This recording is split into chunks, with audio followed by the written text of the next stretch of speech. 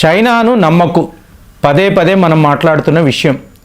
అంటే మొన్న Shanghai cooperation ఆర్గనైజేషన్లో కూడా జైశంకర్ గారు చైనా యొక్క కౌంటర్ పార్ట్ అంటే చైనా ఫారిన్ మినిస్టర్ వాంగ్ యీ ఈయనతో ఇదే చెప్పారు. నువ్వు మాతో వ్యాపారం చెయ్యాలి అంటే లైన్ ఆఫ్ యాక్చువల్ కంట్రోల్ వద్ద నువ్వు సరిగ్గా ప్రవర్తించాలి, అంటే రెస్పాన్సిబుల్ కంట్రీగా నువ్వు ప్రవర్తించాలి, అప్పుడే మాతో వ్యాపారము అనేది ఉంటుంది. అంటే బ్యాక్ డోర్లో వచ్చి యుద్ధము అంటావు, ఫ్రంట్ డోర్కి వచ్చి వ్యాపారము అంటావు. ఇది ఎంతవరకు కరెక్ట్ అని ఈయన క్లియర్గా డైరెక్ట్గా అడిగారు. కానీ కుక్క తోక వంకర అంటారు చూసారా, సరిగ్గా ఇవాళ మీకు కొన్ని బంకర్స్ అండి. ఈ బంకర్స్ ఏంటంటే హార్డ్ షెల్టర్స్ అని అంటారు. చైనా వాడు line of actual control Ladakh వద్ద అంటే ప్యాంగాంగ్ సు అంటాం చూసారా, ఇక్కడే మీకు ఈ స్టాండ్ ఆఫ్ అనేది ఉంది. ఈ గొడవ అనేది ఇక్కడే. ఇక్కడ చూసారనుకోండి 2020లో నేను చాలా డీటెయిల్డ్గా ఈ ఫింగర్స్ గురించి మాట్లాడి ఉంటాను. అందులో చాలా ముఖ్యమైన ఫింగర్స్ అన్నప్పుడు 8, ఒక ఫింగర్ 1 నుంచి ఫింగర్ 4 దాకా చైనా వాళ్ళు మా టెరిటరీ అని చెప్పి క్లెయిమ్ చేస్తారు. ఎక్కడ? లైన్ ఆఫ్ యాక్చువల్ కంట్రోల్ వద్ద. మీకు 5 నుంచి 8 అని ఏదైతే మాట్లాడతామో అది భారత్ తనది అని చెప్పి క్లెయిమ్ చేస్తుంది.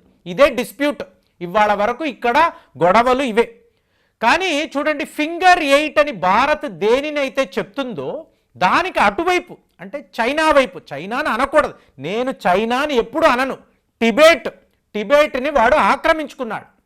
ఆ టిబెట్ ప్రాంతంలో ఉండే సిర్జాప్ అని అంటారు. ఈ సిర్జాప్ రీజన్ దగ్గర వీడు బోలెడన్ని బంకర్స్, మిలిటరీ పోస్టులు, హార్డ్ షెల్టర్స్ నిర్మిస్తున్నాడు. అంటే రోడ్లు కూడా వేస్తున్నాడు. అడిగితే ఏంటి ఇవాళ పరిస్థితి? భారత్ మీకు టాప్ గియర్లో వెళ్తుందండి.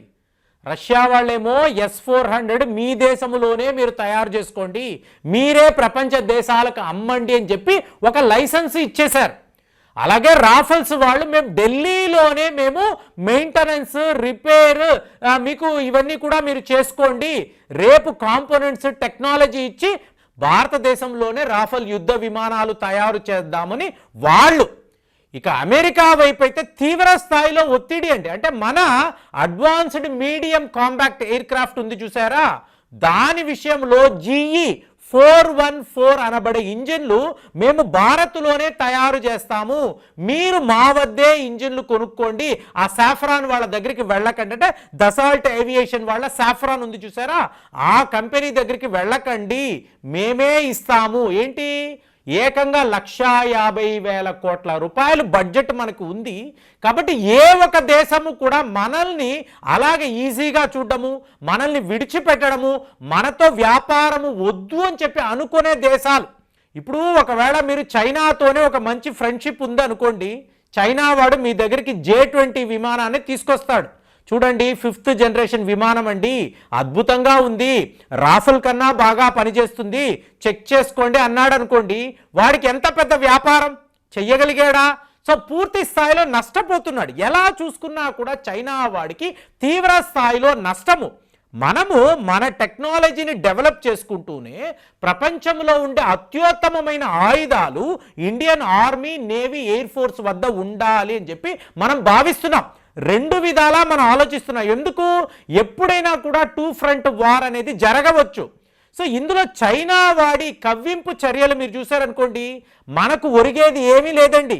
ఒక 10 బంకర్లు నిర్మించి హార్డ్ షెల్టర్స్ వేస్తే వాడు వచ్చి భారత్ని ఎదుర్కొంటాడనేది పిచ్చి కల.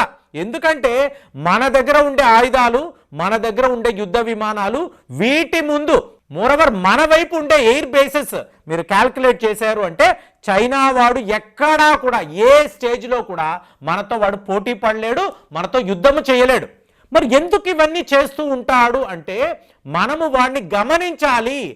ఆఫ్టర్ ఆల్ చైనానే కదా మనం ఏ స్టేజ్లో అనుకోకూడదు. ఎందుకంటే చైనా చాలా పవర్ఫుల్ కంట్రీ కదా, అమెరికా, రష్యా అంటే 3rd ప్లేస్లో చైనా ఉంటుంది.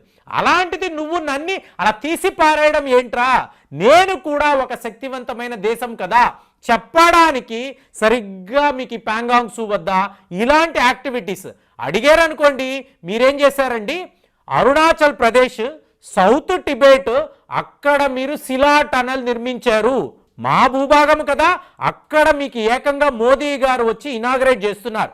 మొన్నటికి మొన్న ఏం చేశారు, సిలిగురి కారిడార్, చికెన్స్ నెక్ అంటాం, 150 కిలోమీటర్ల వరకు మీరు రోడ్డు అనేది నిర్మించారు.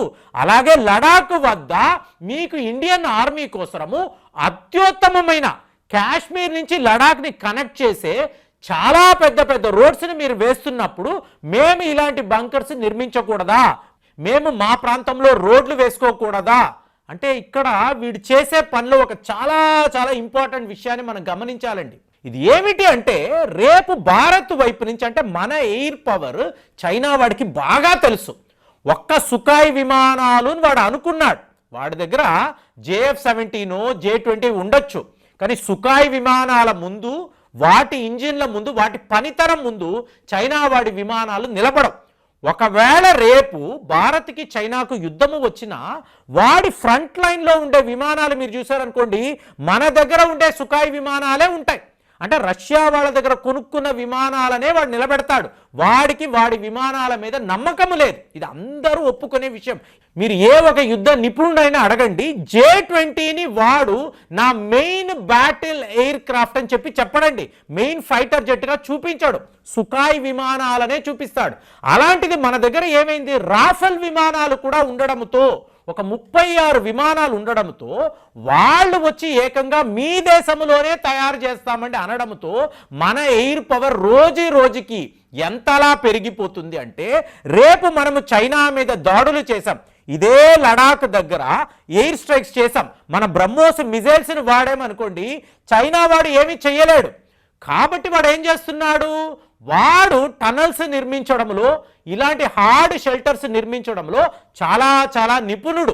1962లో నుంచి మనం చూస్తున్నాం, ఎక్కడెక్కడో ఎవరికీ కనిపించిన ప్రాంతాల్లో చైనా వాడు ఆ రోజుల్లో సొరంగాలు నిర్మించాడు. ఇవాళ కూడా సేమ్ స్ట్రాటజీనే వాడు ఫాలో అవుతున్నాడు. ఏం చేస్తున్నాడు, బంకర్స్ అంటున్నాడు. ఆ బంకర్స్ లోపల తన దగ్గర ఉండే అతి శక్తివంతమైన ఆయుధాలనంతా కూడా స్టోర్ చేస్తున్నాడు. రేపు మనం ఒక రాకెట్ ఫోర్స్ని వాడాం, ఒక మిజైల్ వచ్చి అక్కడ పడింది, ఈ హార్డ్ షెల్టర్స్లో ఉండే వాడి ఆయుధాలు ఏమీ కూడా కావు. ఎందుకంటే మనం అణు అస్త్రాలు వాడము కదా, నార్మల్ బాంబులే వాడతాం. ఆ బాంబులు పేలినా కూడా మీకు ఆ మిజైళ్ల యొక్క దాడులను తట్టుకొనే హార్డ్ షెల్టర్స్ని ఇవాళ నిర్మించి వాడు సిద్ధపడుతున్నాడు. ఏంటంటే ఒక రకమైన వాడిలో బాధ అండి. మీకు ఎలాగంటే మీకు సరిహద్దుల్లోకి వచ్చి కుక్క మొరుగుతూ చూసారా, అలా మొరుగుతున్నాడే తప్ప చెయ్యగలిగింది ఏమీ లేదు. ఎందుకు, తాయివాన్తో యుద్ధము చేసి తాయివాన్ని తనతో కలుపుకోవాలి అనేది వాడి ప్రైమరీ టార్గెట్. ఒకవైపు అమెరికా, ఇంకొక వైపు జపాన్, సౌత్ కొరియా, కుదరదు నువ్వు చేసావంటే నీ మీద యుద్ధమే వాళ్ళు అంటున్నారు. ఒకవేళ అక్కడ యుద్ధము స్టార్ట్ అయిందనుకోండి, ప్రస్తుతం ఉండే న్యూ ఇండియాలో మన ఆలోచనలు ఎలా ఉంటాయి, ఇమీడియట్గా మనం వెళ్ళి అక్సై చిన్ని ఆక్యుపై చేసుకుందాము, అది మనదే కదా అంటాం. అలాగే పాకిస్తాన్ ఆక్రమిత కాశ్మీర్ మీద కూడా ఇమీడియట్గా మన యాక్షన్ ఉంటుంది. ఇదంతా ఆలోచించేటప్పుడు పాకిస్తాన్ వాడు, చైనా వాడు ఉక్కిరి బిక్కిరి అవుతున్నాడు, ఏమీ చెయ్యలేని పరిస్థితి. దాంతో మేము కూడా ఉన్నాము, మేము కూడా పవర్ఫుల్ కంట్రీ, మమ్మల్ని గమనించండి అని అక్కడక్కడ 10 బంకర్లు, మీకు ఒక 4 షెల్టర్లు, వాడికి సంబంధించిన యుద్ధ వాహనాలు, వీటినంతా తీసుకువచ్చి అక్కడ వాడు డిప్లాయ్ చేసి నేను నిన్ను బెదిరిస్తున్నాను అని చెప్పి వాడు ఈ బొమ్మ ఆయుధాలను పెట్టుకొని భారత్ని ఇలాగ రెచ్చగొట్టాలని, మనల్ని థ్రిటన్ చేయాలని, థ్రిటన్ చేస్తున్నాము అని చెప్పి వాడికి వాడు ఒక భ్రమలో ఉన్నాడు. మరి చైనా వాడి ఈ బొమ్మ యుద్ధం, నేను బొమ్మ యుద్ధమే అంటాను, ఎందుకంటే మీరు ఆ శాటిలైట్ ఇమేజెస్ చూసారనుకోండి, చాలా చాలా లిమిటెడ్ స్ట్రక్చర్స్, ఇన్ఫ్రాస్ట్రక్చర్ ఉన్నప్పుడు మన ఫోర్స్ ఎంత అనేది జస్ట్ మీరు ఊహించారనుకోండి, చైనా వాడు చెయ్యగలిగింది ఏమీ లేదు. కానీ వాడి యొక్క ఈ కవ్వింపు చర్యలను మీరు ఎలా చూస్తున్నారు కామెంట్స్లో రాయండి. మళ్ళీ వచ్చే వీడియోలో కలుద్దాం. జై హింద్.